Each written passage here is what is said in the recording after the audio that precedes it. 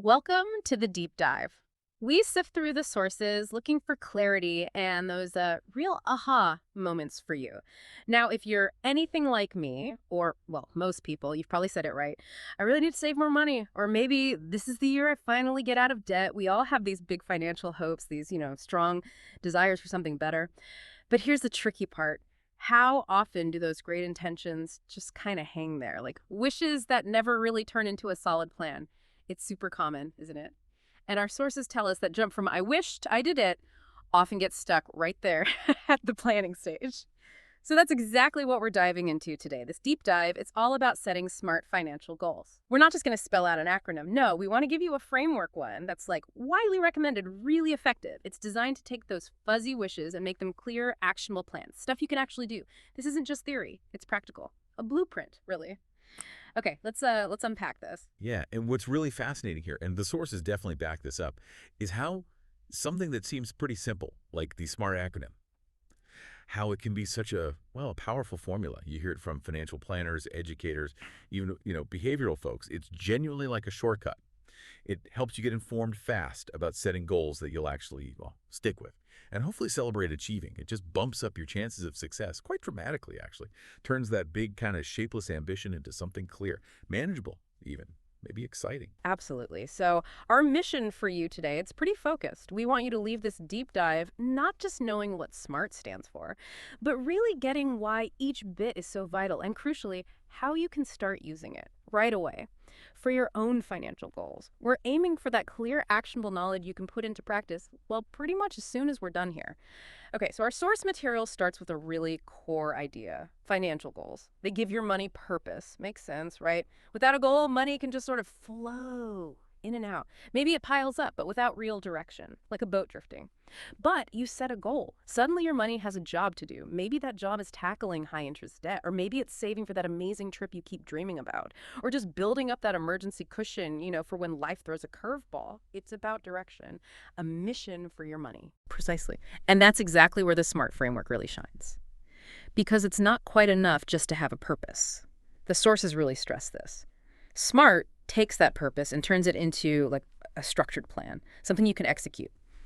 Think about the difference, right? Muttering, someday I'd like to be debt-free, versus actually building a concrete roadmap with actual steps, deadlines. That vague wish for freedom, it becomes something you can actively work on day by day because SMART helps you define not just where you're going, but the steps, the timing, the resources. It shifts desire into actual tasks, builds momentum. That difference wish versus roadmap, that's huge. It's hope versus actually making it happen.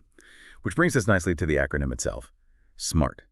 We're talking specific, measurable, achievable, relevant, and time-bound. And here's where it gets, I think, really interesting. We start peeling back the layers. What they mean, sure, but why they work, according to the research. Indeed. And understanding each component isn't just, memorizing letters. It's about getting why each piece is vital for actually doing it effectively. For success, they're not isolated things. They all work together. It's a system, a framework. Okay, let's kick off with S for specific. I catch myself doing it and I hear it all the time. I just want to save more money. Sounds good, right? Noble, even. But what does that really mean? Is it like an extra $5 saved this week? Or are we talking a down payment for a house? Our sources point out that this vagueness, it's almost paralyzing. When the goal's fuzzy, how does your brain even start to make a plan? You've really nailed a key point there. Specific means getting crystal clear, defining it, no room for fuzziness. So instead of I want to save more, a specific goal is, like the source example, save $5,000 for a car down payment. See how that changes the game instantly. It tells you what you're saving for. And just as vital, how much you actually need. The psychology here, it seems, is that specificity reduces that a cognitive load. Yeah. Your brain isn't guessing anymore. It has a clear target. It makes planning, decision-making, all of that much easier. Turns a general hope into a distinct picture. Okay, so you got that specific target locked in, like the $5,000 for the car. The next question then is, how do you know if you're actually getting there? How do you track it? Are you on the path or just, running in place? That's where M for measurable is crucial. You have to quantify it, put numbers on it so you can track your progress objectively. That $5,000 for the car, that's measurable, obviously. But you can take it further. The sources suggest breaking it down. Smaller milestones make it feel less daunting. Maybe aim for, say, $1,250 every quarter, or even $417 a month. Measurable criteria answered that vital question. How will I know if I'm on track? Without measurement, progress feels vague, subjective. And you know the saying, what gets measured gets managed, gives you that clear feedback loop, which is so important for staying motivated. Right, feedback. Okay, specific, measurable. We know the what and the how much and how to track it. But now, reality check time. Is this goal actually possible for you? Given your income, your expenses, everything else, is it genuinely achievable? This is A for achievable. It's all about being realistic, setting a goal that fits within your resources, your constraints. Now, it's good to stretch yourself a bit, sure, but the sources warn against setting goals that feel totally impossible from the get-go. That's just a recipe for feeling demotivated and, well, giving up pretty quickly. For example, save $5,000 in 3 months. For a lot of people, that might just not be doable based on their finances. But maybe you save $5,000 in 18 months. Suddenly, that feels much more attainable. Making goals achievable often means breaking big things down, finding those feasible steps, or figuring out where the money will come from, maybe cutting back somewhere else, finding ways to earn a bit extra. If we connect this to the bigger picture, your overall finances, this step is so critical for keeping that motivation up. Research shows that feeling like you're making progress, even tiny steps, is a massive driver. But if it feels impossible, you never even start. That makes total sense. Setting yourself up for failure is, well, not motivating at all. Okay, so even if it's specific, measurable, achievable, there's still another layer, isn't there? Does this goal actually matter to you right now? Is it relevant? Relevant to your life, your bigger priorities, your values? This is R for relevant. It feels like the heart of the goal, maybe. Absolutely is. The heart or the soul of it, yeah. Relevant means making sure the goal lines up with your wider financial picture and what you actually care about. A relevant goal just makes sense for where you are in life. It fits your overall plan. The Force had a great example. Saving for a house down payment might be way more relevant for you than saving for a fancy car, especially if owning a home is a big priority. And maybe you're carrying some high-interest debt you need to deal with first. The goal really needs to resonate with you personally, fit your needs, your journey. If a goal isn't relevant, honestly, it's just going to feel like a chore, not something you're pursuing. And motivation. It'll likely just fizzle out fast. This is where that personal connection really matters more than just hitting a number. Got it. Okay, S-M-A are specific, measurable, achievable, relevant. We know what we're aiming for, how to track it, that it's possible, and that it actually matters to us. So what's the final piece? The thing that gives it that necessary push, creates urgency. Accountability. It kick in the pants, maybe? Yeah, the kick in the pants. That's T for time-bound. This is simply about sticking a deadline on it. Yeah. A specific time frame. A deadline like saying, I'll do this by December 2025 or within the next 12 months, creates that target. And crucially, a sense of urgency. Without a time frame, there's no real accountability for when it needs to happen. It can just drift forever. Often gets pushed to someday. Mm-hmm. And we all know what someday usually means, right? Yeah, exactly. But with that time-bound piece, you can actually calculate things. Like, how much do I need to save each month or each week to hit that target right on schedule? It raises that important question, doesn't it? How timelines really force you to sit down and plan, strategize. It taps into that natural human thing of working towards a deadline. Creates real accountability. Okay, so we've pulled apart each letter. We get the definition, but also the why behind it, the psychology. It's clear how they work on their own, but how do they all pull together in the real world? Turning those vague intentions into, like, solid commitments. Our source material has some brilliant, really concrete examples showing exactly how you put it all together. And notice how these aren't just wishes. They start with, I will. It's active, a commitment, not just a hope. Yeah, let's walk through those. They're perfect illustrations. They show you exactly how to craft your own goals using all 5 smart bits to really boost your chances. Okay, first one, super common issue, credit card debt. The example is, I will pay off $1,000 of credit card debt in 1 year by putting an extra $100 toward my credit card balance each month. I love how clear that is. Not just pay debt, it's a specific amount, $1,000, a specific action, $100 extra a month, and a clear timeline, 1 year. Feels totally doable, empowering even. Exactly. So look, it's specific, defines the exact amount, $1,000. It's measurable, trackable by that extra $100 per month.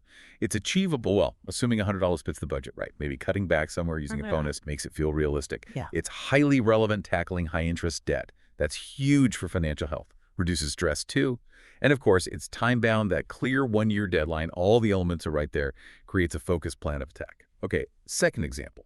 Different vibe saving for something fun. I will save $2,000 for a vacation to Zion National Park 18 months from now by saving $111 per month. Ooh, that's a great goal. So motivating. And the purpose is Sharp Zion National Park, not just a trip somewhere. Yeah. And that $111 a month, it's calculated, tells you exactly what you got to do to make Zion happen. Precisely. The specificity is spot on. $2,000 for Zion? It's measurable. Both the total and that $111 monthly chunk. Achievable. Seems pretty reasonable over 18 months for many people. Relevant, absolutely. A rewarding goal, assuming other bases are covered, aligns with enjoying life, experiences, and definitely time-bound with that 18-month window. This one really shows how SMART isn't just for obligations, it's for pursuing dreams too. And the third example, something really fundamental for, well, everyone's financial stability. I will build an emergency fund of $3,000 within 12 months by automatically transferring $250 into a savings account each month. The automation, that really jumps out here. Our sources talk about that a lot. Okay. Reducing friction makes habits stick. Setting up that automatic transfer takes the daily decision-making, the guesswork right out of it. Makes it so much easier to actually do it. It just happens. It's a brilliant strategy for achievability, absolutely. So this goal targets a specific safety net, $3,000. It's measurable. The $250 going over automatically each month. The automation itself makes it highly achievable, minimizes willpower needed, so you're likely to succeed. It's incredibly relevant. I mean, an emergency fund, top priority for financial security for almost everyone. And we often hear that advice, right? Save 3 to 6 months of expenses. So this is a really solid, relevant goal. And finally, clear time-bound deadline, 1 year. Each of these just perfectly shows how you turn an idea into a step-by-step commitment you can actually follow through on. Okay, so stepping back, what's the big picture here? The real power of SMART goals seems clear. They grab those fuzzy, sometimes overwhelming ideas and turn them into a clear checklist, action steps. It's not just wishing anymore, it's deliberately doing. This framework gives you that clarity, that direction that's so often missing when goals are just vague intentions. And that really is the lasting value, isn't it? Writing down a SMART goal, it's almost like making a personal contract with yourself. The sources really encourage making it visible. Stick it on the fridge. Put it in your phone notes. A reminder. That constant visibility reinforces the commitment, keeps it front and center in your mind. And also really important, celebrate the milestones. Every $100 paid off or saved, that's not just a number, it's a real measurable step forward, a win. Acknowledging those small victories is key for keeping momentum going. And crucially, if life happens and you fall behind, the SMART framework doesn't mean you just give up. No, it actually gives you the structure to adjust the plan. Maybe you need more time, okay, adjust the T. Need to find more money, revisit the A. It helps you pivot, adapt, rather than just throwing in the towel. Gives you tools to adjust, not surrender. That really hammers home the main message, I think. Don't just say, I want to save, or I need to tackle debt. Get specific. Define how much, what for, how you'll do it, why it matters to you, and by when. That focus, that clarity, that's what keeps you on track. Turns those financial dreams into actual reality. So, what does all this mean for you listening? We've unpacked the SMART framework, right? Breaking down why each part matters, looked at real examples, now it's kind of over to you. Take those financial wishes you've maybe been carrying around for a while, give them the SMART treatment. You'll likely find that this focused, really intentional approach doesn't just keep you on track, it empowers you, transforms those hopes into real, celebrated achievements. And maybe one final thought to chew on. Well, today we really zeroed in on financial goals. Retirement, emergency funds, saving for college, whatever. The source material does point out that this SMART goal setting, it works for lots of different objectives, many areas of life. Think about that for a second. What if you consistently applied this powerful framework, not just to your money, but maybe to your career goals, your health and fitness, learning a new skill? How could that fundamentally change what you achieve? How you even view progress? What other goals in your life right now could really benefit from being made SMART? It's a tool that goes way beyond just finance. It's kind of a blueprint for getting things done across the board. That is a really powerful question to think about. Definitely food for thought. Thank you for diving deep with us today. We really wish you the best on your own SMART goal-setting journey. Until next time, keep digging for knowledge and make those dreams SMART.